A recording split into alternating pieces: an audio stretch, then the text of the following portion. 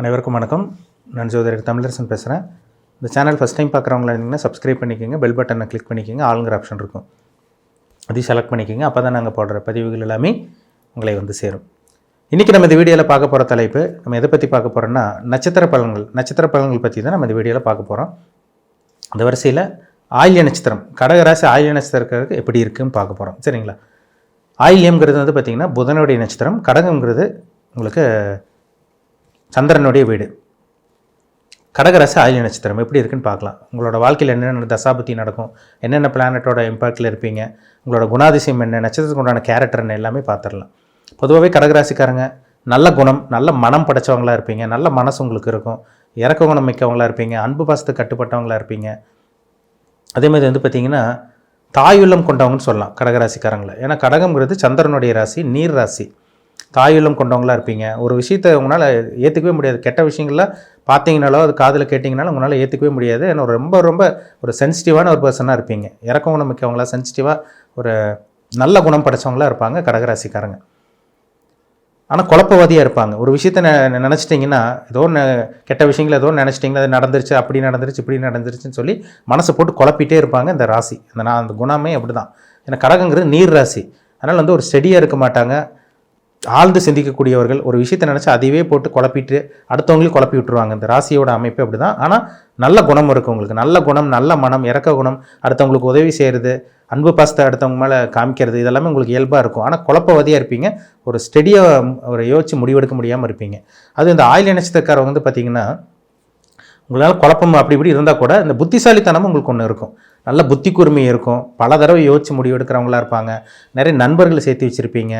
அதேமாதிரி வந்து பார்த்திங்கன்னா நல்ல ஒரு பிஸ்னஸ் மேனெல்லாம் பார்த்திங்கன்னா இந்த ஆயில்ய நட்சத்திரக்காரங்களாக இருப்பாங்க. அவ்வளோ சீக்கிரம் வந்து பார்த்திங்கன்னா முடிவு எடுத்துட மாட்டாங்க, டக்குன்னு எடுக்க மாட்டாங்க, புத்திசாலியாக இருப்பாங்க. ஆனால் உங்களை கடகராசிங்கனால கொஞ்சம் போட்டு உங்களுக்கு குழப்பம். அதனால் யோசிச்சு எந்த ஒரு விஷயமா இருந்தாலும் யோசிச்சு முடிவு எடுக்கிறவங்களா இருப்பாங்க ஆயில்ய நட்சத்திரக்காரங்க.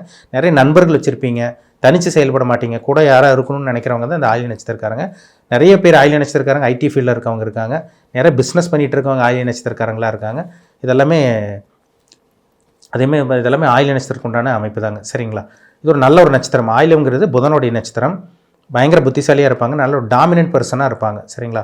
நிறைய பேர் வந்து இப்போ மேலாதிக்கம் செலுத்துகிறவங்களா இருக்காங்க பார்த்தீங்களா, அந்த ஆயில்ய நட்சத்திரக்காரங்களாக தான் இருப்பாங்க.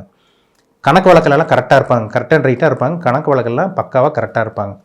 பிறக்கும் போது புதன் தசை, ஆயில்ய நட்சத்திரத்தில் பிறந்தாலே புதன் தசை தான் பிறக்கும் போதே. ஸ்டார்டிங்கில் நீங்கள் 1ஆம் பாதத்தில் பிறந்தீங்கன்னா கிட்டத்தட்ட 17 வருஷம் புதன் தசை வந்துடுங்க. 16-17 வருஷம் புதன் தசை நடக்கும். புதன்கிறது புத்திக்கு உண்டான கிரகம், அறிவுக்கு உண்டான கிரகம், படிப்புக்கு உண்டான கிரகம், கல்விக்கு உண்டான கிரகம் புதன் தான். இப்போ சின்ன வயசில் புதன் கெட்டு போனவங்களுக்கெல்லாம் பாருங்கள், சின்ன வயசில் படிப்பில் தடை வந்துடும், சின்ன வயசில் கல்வியில் தடை, படிப்பு கெட்டு போச்சுன்னு சொல்கிறவங்களாம் பாருங்கள், ஜாதகத்தில் புதன் கெட்டு போயிருப்பார்.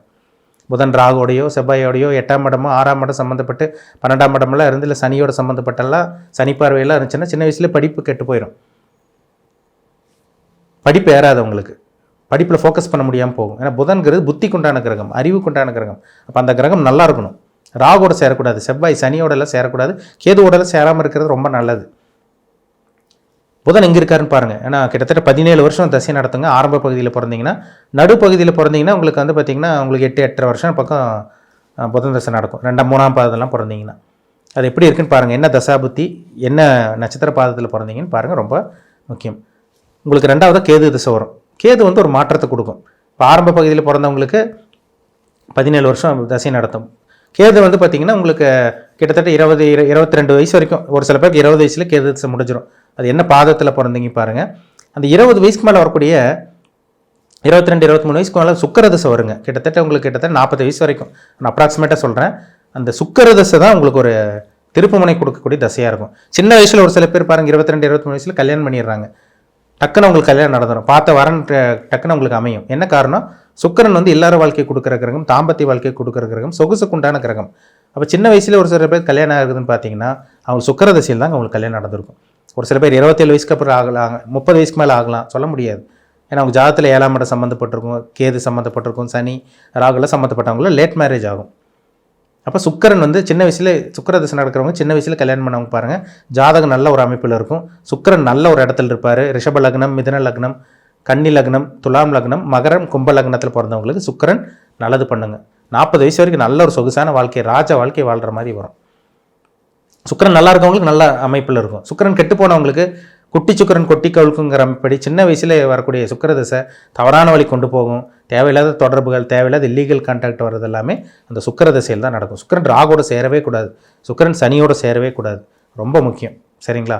அதனால் சுக்கிரன் நல்லா இருக்காரான்னு பாருங்கள், ரொம்ப முக்கியம்.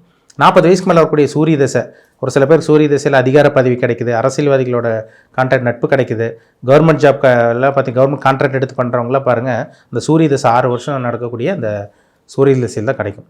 45 வயசுக்கு மேலே வரக்கூடிய சந்திர தசை, அதுவும் நல்லா இருந்துட்டால் நல்ல ஒரு அமைப்பு, நல்ல வெளிநாட்டு பிரயாணம், அம்மாவோட சொத்து பூர்வீக சொத்து கிடைக்கிறது, இந்த அம்மாவுக்கு நல்லது நடக்கிறது, இதெல்லாமே அந்த சந்திர தசையில் பார்க்க முடியும். செவ்வாய் தசை 7 வருஷம், அந்த 7 வருஷம் செவ்வாய் தசை வந்து பார்த்திங்கன்னா நல்ல ஒரு இடத்துல இருந்தால் பிரச்சனையே கிடையாதுங்க. 50 வயசுக்கு மேலே ஒரு சில பேர் ரியல் எஸ்டேட்லாம் பண்ணுறாங்க பார்த்தீங்களா, என்ன காரணம்? அந்த செவ்வாய் தசையில் தான் பண்ணுவாங்க. இந்த செவ்வாய் தசையில் தான் உங்களுக்கு அந்த 50 வயசுக்கு மேலே அந்த நடக்கக்கூடிய இந்த செவ்வாய் தசையில் தான் உங்களுக்கு அந்த அமைப்பு ஏற்படுத்தி கொடுக்கும். அந்த 50 கிட்டத்தட்ட 57, 55, 57 வயசு வரைக்கும் செவ்வாய் தசை நடக்கும். ரியல் எஸ்டேட்டில் கொடி கட்டி பறப்பாங்க, நல்ல ஒரு அதிகாரிகளோட தொடர்புகள், நல்ல பெரிய மனிதர்களோட தொடர்புகள் இந்த செவ்வாய் தசையில் கிடைக்கும் உங்களுக்கு. கிட்டத்தட்ட 55 வயசுக்கு மேலே முக்கியமான ஒரு தசைங்க ராகு தசை வரும். கிட்டத்தட்ட 70 வயசுக்கு மேலே உங்களுக்கு ராகு தசை தான். 55 வயசுக்கு மேலே இருக்கீங்கன்னா கண்டிப்பாக உங்களுக்கு ராகு தசை நடக்கும். ஒரு சில பேர் 55 வயசுக்கு மேலே அப்ராடில் போய் செட்டில் ஆகிற பாருங்க, அவங்க குழந்தைகளோட, அவங்க பசங்க பொண்ணுங்களோட செட்டில் ஆகிறவங்களா ஜாதகம் பார்த்தா அந்த ராகு திசையில் தான் அவங்களுக்கு செட்டில் ஆவாங்க. அந்த ராகு தான் அந்நிய கிரகத்துக்கு உண்டான கிரகங்கிறனால வேற்று மதம், வேற்று மொழி பேசக்கூடிய அமைப்பு இருக்கவங்க, அவங்களோட இருக்க பழக்க வழக்கங்கள் ஏற்படுறது எல்லாமே இந்த ராகு திசையில் தான் அமையும். ஆனால் ராகுங்கிறது வந்து பார்த்திங்கன்னா அந்நிய கிரகங்கள், ராகு கேது. அப்போ 55 வயசுக்கு மேலே வரக்கூடிய ராகு வந்து அந்நிய நபர்களோட பழக்க வழக்கங்கள், தெரியாத நபர்கள், புதியவர்களோட நட்பு வழக்கங்கள், புதிய சூழ்நிலையில் போய் வாழ்கிறது, வேற ஒரு நாடு, வேற ஒரு பாஷை பேசுகிறவங்களோட பழக்க வழக்கங்கள் ஏற்படுறது, வேறு நாட்டுக்கு போய் செட்டில் ஆகிறது எல்லாமே இந்த ராகு திசையில் தான். ராகு நல்ல இடத்துல இருந்துச்சுன்னா பிரச்சனையே கிடையாது உங்களுக்கு. 70 வயசுக்கு மேலே உங்களுக்கு நடக்கக்கூடிய ராகு திசை உங்களுக்கு யோகத்தை செஞ்சுட்டு போயிட்டே இருக்கும். ராகு எங்கே இருக்காருன்னு பாருங்கள் ஜாதகத்தில். ராகு நல்ல இடத்துல இருந்துட்டாருன்னா உங்களுக்கு அடுத்த கட்டத்துக்கு கொண்டு போயிடும். ராகு நெகட்டிவான இடத்துல இருந்துட்டாருன்னா அந்த ராகு திசை ஒரு வழி பண்ணியிருக்கும் உங்களை. 55 வயசுலேருந்து கிட்டத்தட்ட 73, 74 வயசு வரைக்கும் உங்கள் வாழ்க்கை போராட்டமாக போயிடும். அடிக்கடி நோய்வாய்ப்படுறது, ஆக்சிடென்ட் ஆகிறது, ஹாஸ்பிட்டல் செலவு வருது, ஹாஸ்பிட்டலைசேஷன் ஆகிறது எல்லாமே இந்த ராகு திசையில் கொடுத்துரும். இப்போ ராகு நல்லா இருக்கா பாருங்கள், இப்படி தான் உங்கள் வாழ்க்கை போகும். இந்த தசாபுத்தி தாங்க, இந்த கிரகம் தான் உங்களை வழி நடத்தும். ஆயிலிய நட்சத்திரக்காரங்களுக்கு நம்ம எவ்வளோதான் நல்ல குணம் இருந்தாலும், உங்களுக்கு எவ்வளோதான் நல்ல குணம் இருந்தாலும், நீங்கள் எவ்வளோதான் அடுத்தவங்க நல்லது பண்ணாலும், என்னதான் இது பண்ணாலுமே அந்த நடக்கக்கூடிய கிரகங்கள் தான் பதில் பேசும். அந்த கிரகங்கள் தான் பதில் சொல்லும். அது நல்லதாக இருந்தாலும் சரி, கெட்டதாக இருந்தாலும் சரி. உங்களுக்கு நடக்கக்கூடிய தசாபுத்தி என்னென்னு பாருங்கள், உங்கள் வயசு என்னென்னு பாருங்கள், நீங்கள் என்ன நட்சத்திர பாதத்தில் பிறந்தீங்கன்னு பாருங்கள், ரொம்ப முக்கியம். என்ன நட்சத்திர பாதத்தில் பிறந்தீங்க பாருங்கள். இப்போ உங்களுக்கு சாதகமாக, பாதகமாக, நன்மையாக, தீமையாக எல்லாமே உங்கள் தனிப்பட்ட ஜாதகத்தை பார்த்தா துல்லியமாக தெரிஞ்சுக்க முடியும். சரிங்களா? உங்கள் தனிப்பட்ட ஜாதகத்தை பார்த்து செக் பண்ணிக்கோங்க, தெரிஞ்சுக்குங்க. மீண்டும் அடுத்த பதிவில் சந்திக்கும் வரை உங்களிடமிருந்து விடைபெறுவது உங்கள் ஜோதிடர் தமிழரசன். இந்த சேனல் பிடிச்சிருந்தால் உங்கள் நண்பருக்கு, உறவினருக்கு ஷேர் பண்ணுங்கள், லைக் பண்ணுங்கள், சப்ஸ்கிரைப் பண்ணுங்கள், பெல் பட்டனை கிளிக் பண்ணிக்கோங்க, ஆளுங்கிற ஆப்ஷன் இருக்கும், அதையும் செலக்ட் பண்ணிக்கோங்க. அப்போ தான் நாங்கள் போடுற பதிவுகள் எல்லாமே உங்களை வந்து சேரும். நன்றி, வணக்கம்.